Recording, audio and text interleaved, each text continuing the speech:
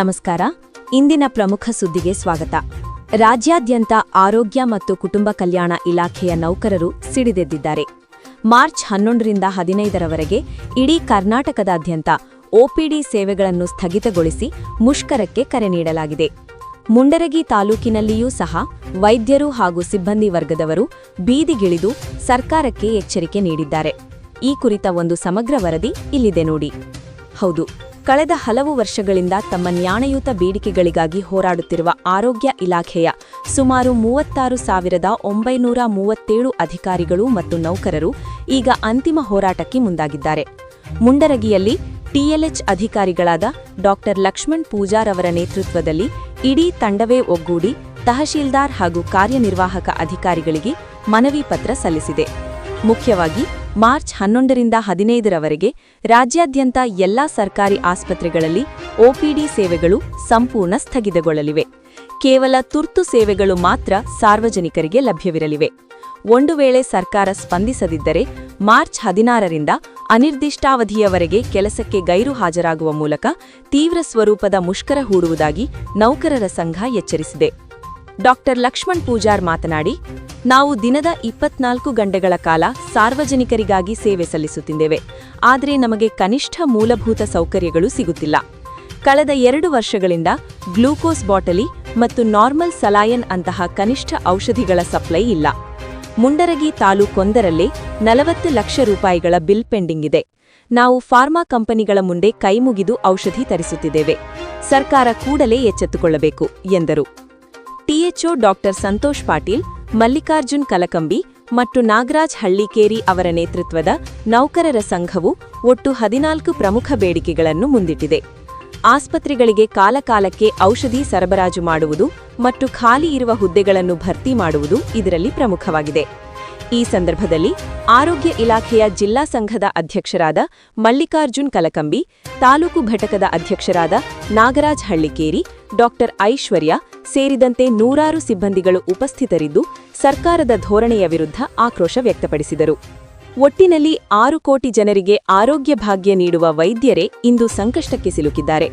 ರೋಗಿಗಳಿಗೆ ಔಷಧಿ ನೀಡಲು ಹಣವಿಲ್ಲದೆ ಸ್ವಂತ ಪರಿಶ್ರಮದಿಂದ ಆಸ್ಪತ್ರೆ ನಡೆಸುತ್ತಿರುವ ಇವರ ಬೇಡಿಕೆಗಳಿಗೆ ಸರ್ಕಾರ ಯಾವಾಗ ಕಿವಿಗೊಡುತ್ತೆ ಅನ್ನೋದನ್ನ ಕಾದು ನೋಡಬೇಕಿದೆ.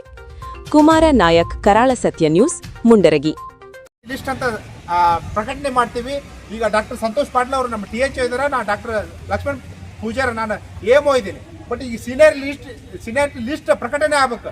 ಯಾರು ಸೀನಿಯರ್ ಇದಾರ, ಯಾರು ಜೂನಿಯರ್ ಇದಾರ ಅನ್ನೋದನ್ನ ನಮ್ಮ ಇಲಾಖೆ ಒಳಗೆ ಪ್ರತಿ ವರ್ಷ ಡಿಸೆಂಬರಲ್ಲಿ ಪ್ರಕಟಣೆ ಆಗಬೇಕು. ಅದು ಕೂಡ ಕಾಲಕಾಲಕವಾಗಿ ಆಗ್ತಾ ಇಲ್ಲ, ಅದು ಕೂಡ ಈಡೇರ್ಬೇಕಂತ ಈ ಸಂದರ್ಭದಲ್ಲಿ ನಾನು ಕೇಳ್ಕೊಳ್ತಾ ಇದ್ದೀನಿ.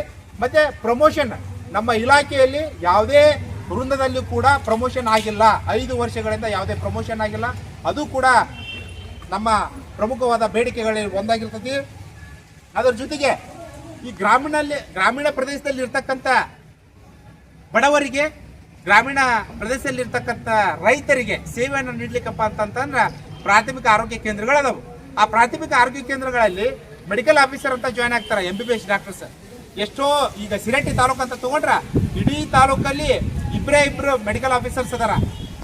ಸುಮಾರು 7 PSC ಇದಾವು. 7 PSCಯಲ್ಲಿ ಕೇವಲ ಇಬ್ಬರೇ ಮೆಡಿಕಲ್ ಆಫೀಸರ್ ಇನ್ಚಾರ್ಜ್ ಮೂಲಕ ಎಲ್ಲ ಪ್ರಾಥಮಿಕ ಆರೋಗ್ಯ ಕೇಂದ್ರಗಳನ್ನು ನೋಡ್ಕೊಂಡು ಹೋಗ್ತಿದ್ದಾರೆ. ಇಷ್ಟೆಲ್ಲ ಒತ್ತಡ ಇದ್ರೂ ಕೂಡ ಅವ್ರ ಸೇವೆಯನ್ನು ನೀಡಿದರೂ ಕೂಡ ಅವರಿಗೆ ನಿಯಮ ಇದೆ. ನಮ್ಮದು ಕಾನೂನುಬದ್ಧವಾಗಿ ಅದು ನಮ್ಮ ಹಕ್ಕದು.